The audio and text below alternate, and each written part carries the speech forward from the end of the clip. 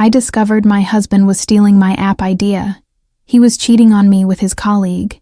He thought he had won, but what he didn't know was that I had already created the entire app myself, in secret. I had moved every single asset out of his name. I had a lawyer and an accountant helping me. And when he signed those divorce papers, thinking he was about to become a millionaire with my stolen idea, he found out he had nothing, absolutely nothing. But here's what shocked him the most. And this is where the real revenge begins. Before I tell you how I went from being a woman with nothing to becoming a millionaire while he lost everything, subscribe to our channel right now. Because for you, it's just one click. But for us, it's the fuel we need to keep finding and sharing incredible stories like this one. Have you hit that subscribe button yet? Thank you so much for being part of our community. Your support means everything to us. Now, let me take you back to where it all started.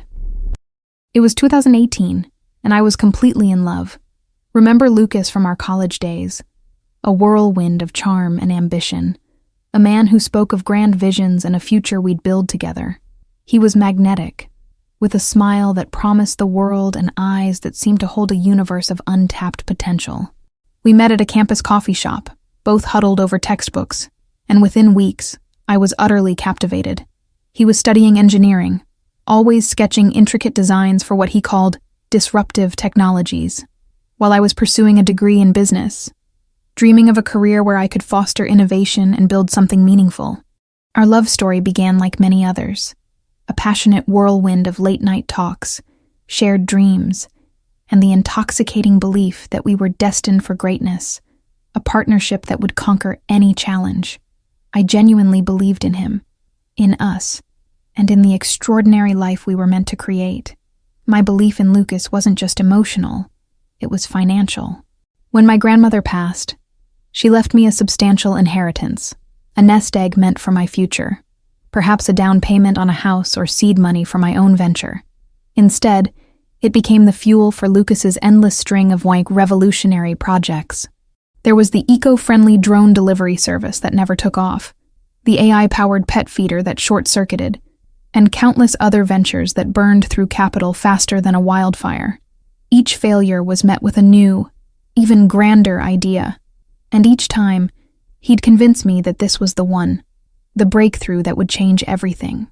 I poured my inheritance, piece by agonizing piece, into his dreams, convinced that my investment was in our shared future, a testament to my unwavering faith in his genius. While Lucas chased his elusive dreams, I became the bedrock of our existence. My business degree, once a source of personal ambition, was quickly relegated to a means to an end. I worked tirelessly, juggling a full-time job in marketing with freelance consulting gigs on the side, often burning the midnight oil just to keep our heads above water. There were times I held down 3 jobs simultaneously, my days a blur of client meetings, strategy sessions, and late-night invoices, all to ensure Lucas had the creative space he needed. I cooked, cleaned, managed the household, and still found time to be his sounding board, his cheerleader, his unpaid business analyst. My own aspirations faded into the background, replaced by the relentless grind of supporting his, a silent sacrifice I made willingly, believing it was all part of the journey to our eventual success. Yet, despite my unwavering support, Lucas's appreciation was a rare commodity. Instead, I was met with a steady stream of subtle, and sometimes not so subtle, belittling. My ideas, my work, my very contributions to our life together were often dismissed with a wave of his hand or a condescending chuckle. "You wouldn't understand the complexities on Sophia," he'd say. Or, "That's cute, but we're talking about real innovation here." He made me feel small, my intelligence questioned, my efforts trivialized. It was a slow erosion of my self-worth, a constant drip of doubt that chipped away at my confidence. He painted himself as the visionary, the genius, while I was merely the practical, uninspired support staff, a necessary but ultimately secondary component in his grand narrative. The insidious nature of his dismissals began to gnaw at me, a persistent hum of unease beneath the surface of our seemingly perfect life. I started to notice patterns, the way he'd deflect praise, the way he'd subtly undermine my achievements, even small ones. It wasn't just about money anymore. It was about respect, about recognition, about my very identity. The rose-tinted glasses I'd worn for so long began to slip, revealing cracks in the foundation of our relationship. A cold dread would sometimes settle in my stomach, a premonition that something was deeply, fundamentally wrong. The man I loved, the man I had sacrificed everything for, was slowly, systematically, diminishing me, and the realization was a bitter pill to swallow, leaving a metallic taste in my mouth. The first undeniable crack in my carefully constructed world appeared in the form of Diana, a junior colleague of Lucas's. It started innocently enough, late-night calls about work projects, then hushed conversations, and finally, a gut-wrenching discovery, a series of intimate texts, photos, and hotel receipts hidden deep within his laptop. My heart didn't just break. It shattered into a million pieces, each shard a testament to his betrayal. The pain was physical, a searing ache that consumed me, leaving me breathless and disoriented. It wasn't just the infidelity. It was the sheer audacity, the disrespect, the blatant disregard for everything we had built, everything I had given. The man I had loved, the man I had trusted implicitly, was a stranger, a liar, a cheat. But the affair, as devastating as it was, wasn't the only betrayal. As I sifted through his digital life, a desperate attempt to understand the depth of his deception, I stumbled upon something even more insidious. Tucked away in a folder labeled Project X, I found detailed blueprints for an app, my app, the very concept I had meticulously developed over years, the one I had shared with him in moments of vulnerability, hoping for his support and encouragement, was now being repackaged as his own. He was not only cheating on me emotionally, but also intellectually, attempting to steal my intellectual property, my very brainchild. The realization hit me like a physical blow, a cold, hard truth that eclipsed even the pain of the affair. He wasn't just a philanderer. He was a thief, a parasite. That night, huddled on the cold floor of my office, surrounded by the wreckage of my illusions, a profound shift occurred within me. The tears eventually stopped, replaced by a chilling clarity. I wasn't just a heartbroken wife. I was a woman who had been systematically exploited, financially, emotionally, and intellectually. The victimhood I had unknowingly embraced for years evaporated, replaced by a fierce, unyielding resolve. I wouldn't crumble. I wouldn't beg. I wouldn't even scream. Instead, I would act.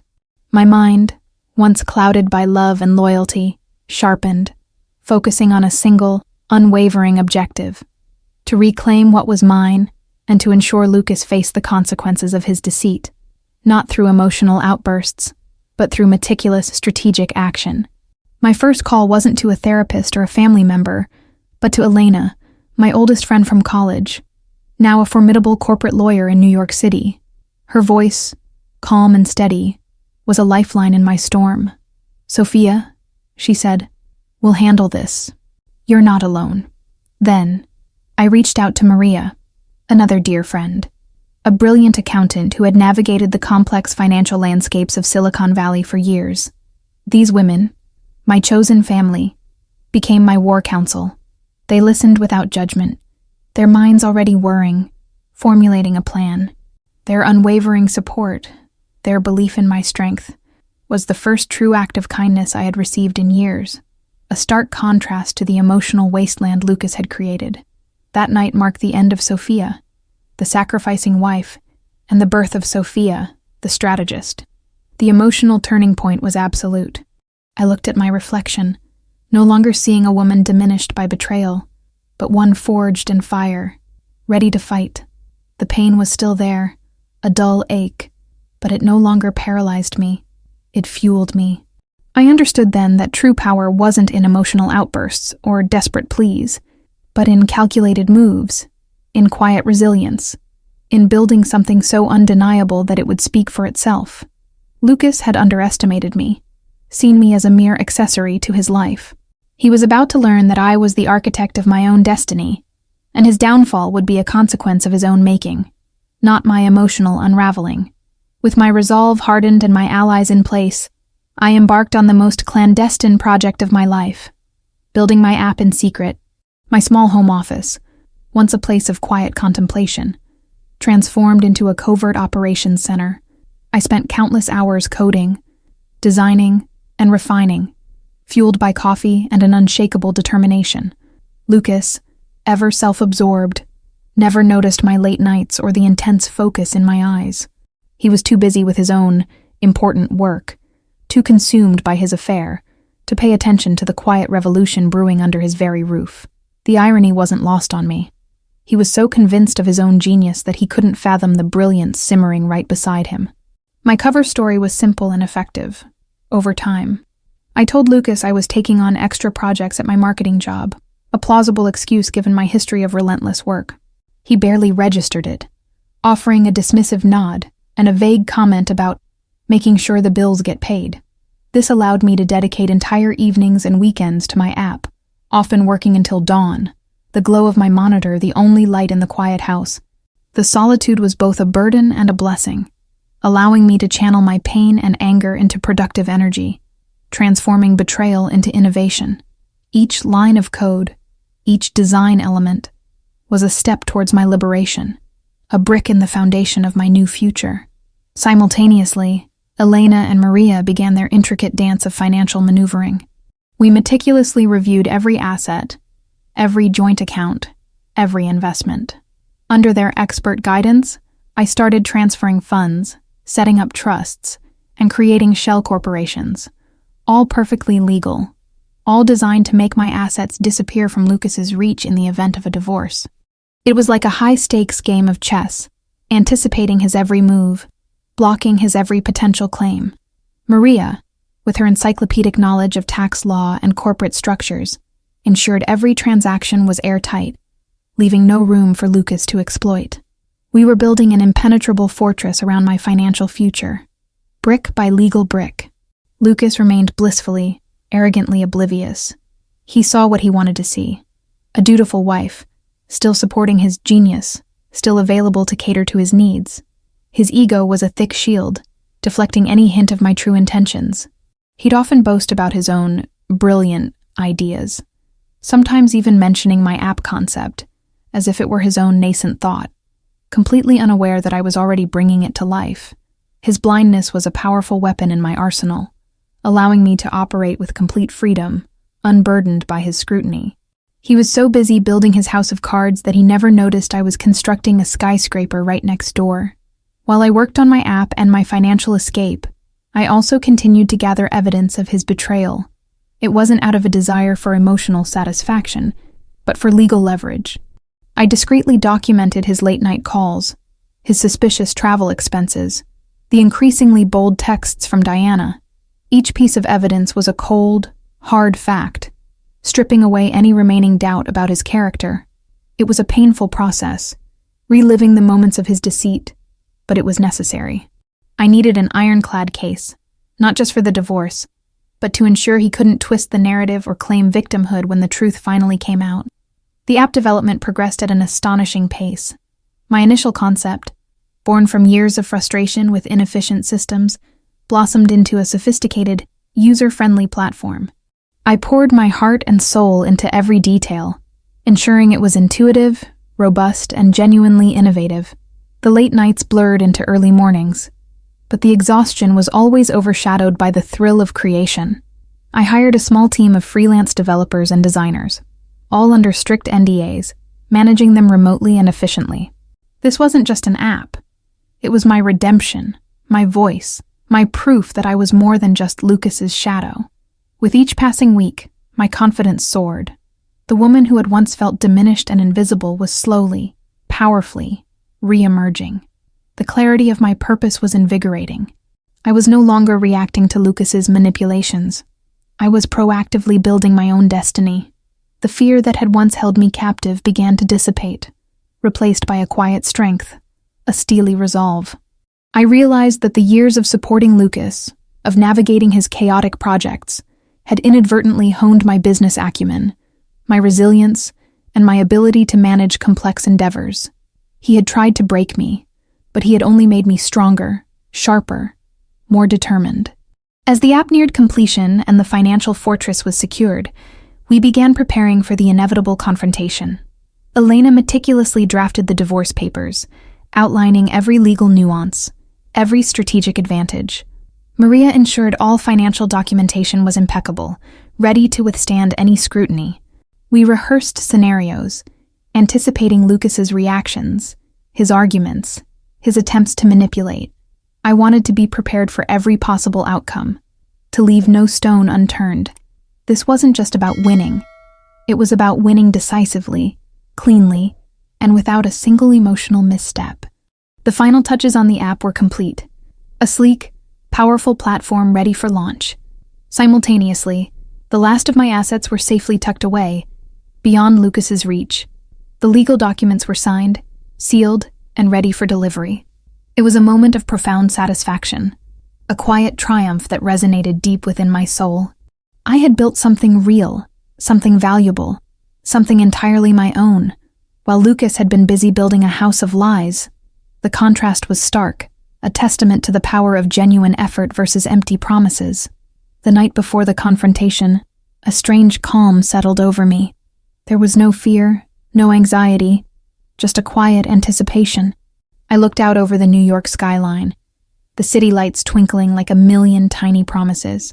I had done everything I could, meticulously planned every step. The stage was set, the players were in position, and the curtain was about to rise on the final act of our twisted drama. I was ready. Lucas had no idea what was coming, and that, I realized, was my greatest advantage. He had underestimated me for the last time. I chose a Tuesday evening, a seemingly ordinary night, for the confrontation. Lucas had just returned from one of his business trips with Diana, still basking in the glow of his self-importance. We were in our living room, a space once filled with shared laughter and dreams, now a silent arena for my carefully orchestrated reveal. The air was thick with unspoken tension, though he, in his arrogance, was completely oblivious. I had prepared for this moment for months. Every word, every gesture, every emotional beat rehearsed in my mind, ensuring my performance would be flawless. "And Lucas," I began, my voice steady, almost detached. "We need to talk." He looked up from his phone, a flicker of annoyance in his eyes, clearly expecting another mundane discussion about household chores or his latest failed venture. "I know about Diana," I continued, watching his face drain of color. "And I know about the app." My app. The words hung in the air, heavy with accusation, yet delivered with a chilling calm that belied the storm raging within me. His casual indifference shattered, replaced by a sudden, panicked realization that his carefully constructed world was about to implode. His initial reaction was a clumsy attempt at denial, a stammering string of excuses and gaslighting. But I cut him off, my gaze unwavering. "Don't bother, Lucas. I have all the proof I need." Then, I shifted gears, feigning a heartbroken wife's surprise and shock. My voice trembled slightly, my eyes welled up, a masterful performance designed to disarm him, to make him believe I was a victim, not a predator. "How could you?" I whispered, letting a single tear trace a path down my cheek. "After everything I've done for you, everything I've sacrificed." It was a calculated move, a final manipulation to ensure he underestimated my true strength. The feigned vulnerability worked. His panic quickly morphed into arrogance, a defensive posture he always adopted when cornered. What are you talking about, Sophia? You're being hysterical," he scoffed, his voice laced with contempt. "And that app idea was barely a concept. I developed it. I refined it. It's mine." He puffed out his chest, his eyes blazing with a familiar self-righteous fury. He began to threaten me, warning me about the consequences of making false accusations, of ruining his reputation. He was still playing his old game, completely unaware that I had already changed the rules. Then came the final, crushing blow, delivered with a smug satisfaction that made my blood run cold. And frankly, Sophia, I don't need you anymore," he declared, his voice dripping with disdain. "Diana and I are launching the app next month. It's going to be huge. You were always just holding me back, with your small-minded ideas and your constant need for security. You're a relic, a burden. I'm finally free to achieve my true potential, with someone who actually understands vision." He painted a vivid picture of his glorious future with Diana, a future built on my stolen dreams and his blatant betrayal. My performance ended there. The tears dried, my voice hardened, and my eyes, once feigning sorrow, now held a steely glint. "Is that so, Lucas?" I asked, my tone dangerously calm. "Because I think you'll find that your true potential is about to hit a rather significant roadblock." The shift in my demeanor was palpable, a sudden, chilling transformation that wiped the smug grin from his face. He saw it then, the cold, hard truth in my eyes. I wasn't broken. I was dangerous. The power dynamic in the room had irrevocably shifted, and he was no longer in control. Just as his confusion turned to dawning horror, the doorbell rang. It was Elena, impeccably dressed, holding a thick stack of legal documents. "Lucas," she announced, her voice crisp and professional. "These are divorce papers, and a cease and desist order regarding the intellectual property of the Enter Ascend application." She handed him the documents, her expression unreadable. His jaw dropped, his eyes darting between Elena and me, a desperate animal caught in a trap. The carefully constructed facade of his life crumbled around him, piece by agonizing piece. His shock quickly turned to a furious, sputtering rage as he scanned the documents. "What is this? You can't do this, Sophia. All our assets, they're gone from the joint accounts. What have you done?" His voice rose to a frantic yell as he realized the extent of my financial maneuvering. He saw the trusts, the transfers, the legal barriers that had rendered him financially impotent. The man who had always prided himself on his shrewdness was now facing a financial wasteland, a direct consequence of his own greed and neglect. The divorce proceedings began almost immediately, a messy, protracted battle that Lucas fought with every ounce of his dwindling resources. He accused me of fraud, of manipulation, of every conceivable legal transgression. But Elena and Maria had built an ironclad case. Every asset transfer was legitimate, every document meticulously filed, every piece of evidence against him irrefutable.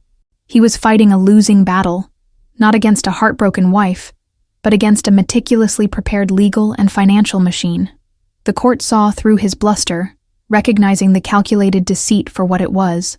Throughout the grueling process, I remained steadfast. There were moments of exhaustion, of course, but never doubt. I drew strength from Elena's unwavering support, from Maria's quiet competence, and most importantly, from the burgeoning success of my own secret project. Lucas's venomous accusations, his desperate attempts to paint me as the villain, simply bounced off me. I knew my truth, and I knew my worth. This wasn't just a divorce. It was an exorcism, a shedding of the toxic weight that had held me back for far too long. I was walking through fire, but I was emerging, stronger and more determined than ever. The divorce was finalized with a quiet thud, not a bang. It was a bittersweet moment, a legal severing of ties that had long been emotionally broken. There was no triumphant cheer, just a profound sense of relief, like shedding a heavy, suffocating cloak. Lucas, defeated and visibly aged, stormed out of the courthouse, his threats now hollow echoes.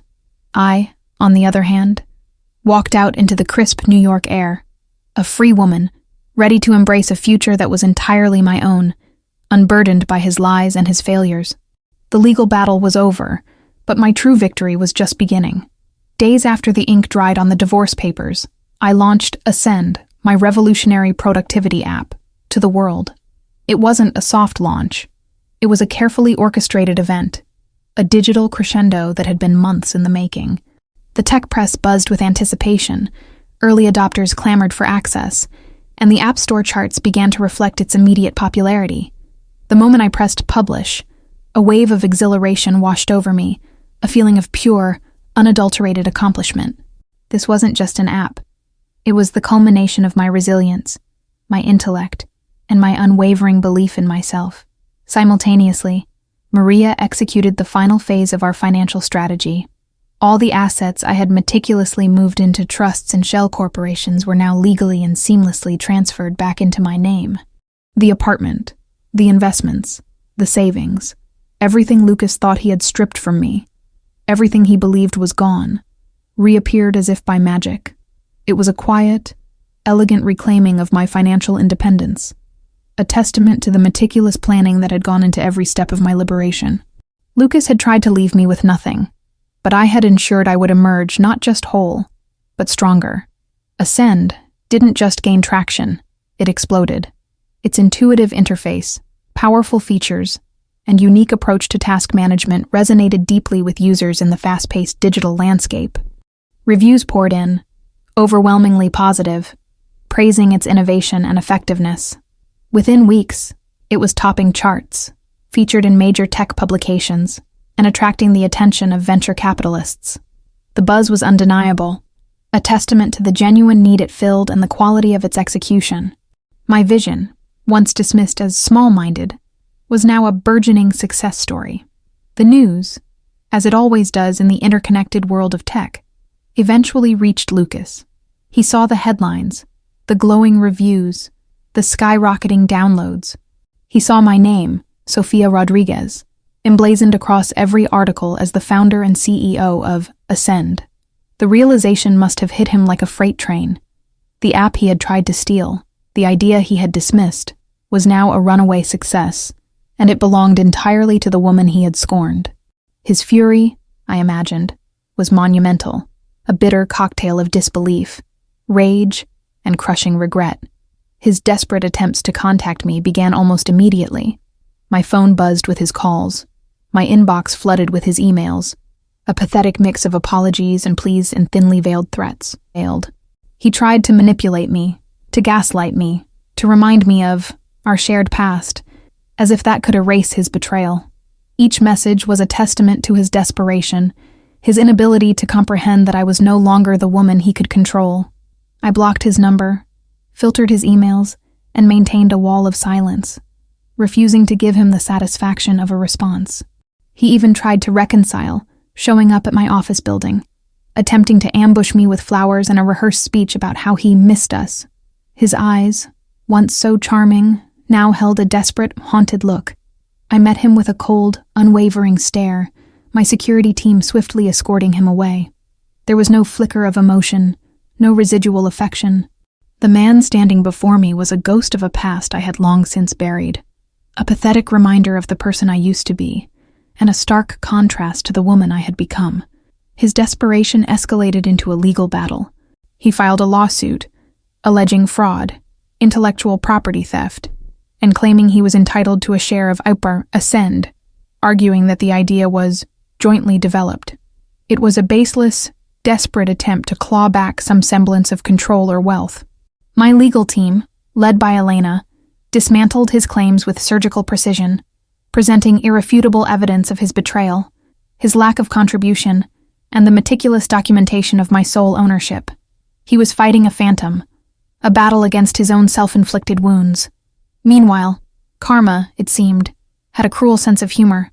Lucas Imwine, in his haste to move on, had married Diana, the woman he had cheated on me with. Their union, built on deceit, quickly crumbled under the weight of his mounting failures and financial woes. Diana, a shrewd operator herself, filed for divorce, taking half of the meager assets he had managed to salvage. He was left with nothing, his grand plans shattered, his reputation in tatters, a poetic justice that unfolded without my direct intervention. The court ruled decisively in my favor, dismissing Lucas's lawsuit with prejudice. Not only did he lose his frivolous claim, but the judge also issued a permanent restraining order, prohibiting him from contacting me or approaching my company. It was a complete and utter legal victory, a final, definitive severing of all ties. I had not sought revenge, but justice had been served, swift and uncompromising. The chapter of Lucas was officially closed, and I was free to write the rest of my story, unencumbered and triumphant. 1 year later, Ascend wasn't just a success, it was a phenomenon. From a small startup operating out of my home office, it had grown into a multi-million-dollar enterprise, a household name in the tech world. Our user base spanned continents, our features were industry-leading, and our valuations soared with each passing quarter. The initial buzz had transformed into sustained growth, a testament to the app's genuine utility and the dedicated team I had built. It was surreal, sometimes, to look back at the humble beginnings and see the empire that had risen from the ashes of my past. My personal wealth mirrored the company's meteoric rise. From a woman who had poured her last dime into a dream, I was now a multimillionaire, my financial independence absolute and unshakable. The numbers on my bank statements were staggering, a tangible representation of years of sacrifice, strategic thinking, and unwavering resilience. It wasn't about the money itself, but what it represented: freedom, security, and the power to shape my own destiny without compromise. I had built this, brick by painstaking brick, and the satisfaction was immeasurable. Ascend wasn't just my company, it was our company. Elena, my brilliant lawyer, had joined as chief legal officer, ensuring our expansion was always on solid ground. Maria, my financial wizard, became our CFO, meticulously managing our growth and investments. Together, we formed an unstoppable trio, a testament to female entrepreneurship and unwavering friendship. We built a culture of innovation, respect, and collaboration, a stark contrast to the toxic environment Lucas had fostered. Our success was a shared triumph, a powerful statement about what women can achieve when they support each other. Amidst the whirlwind of building an empire, I found love again, this time with a man who truly saw me. His name is David, a successful architect with a quiet strength and an unwavering belief in my vision. He celebrates my achievements, supports my ambitions, and understands the demands of my career without ever making me feel less than. Our relationship is built on mutual respect, genuine partnership, and an easy camaraderie that feels like coming home. He's not a replacement for what I lost, but an entirely new, beautiful chapter, a testament to the fact that true love finds you when you're truly yourself. Looking back, the journey feels both impossibly long and incredibly swift. The lessons learned were etched deep within my soul.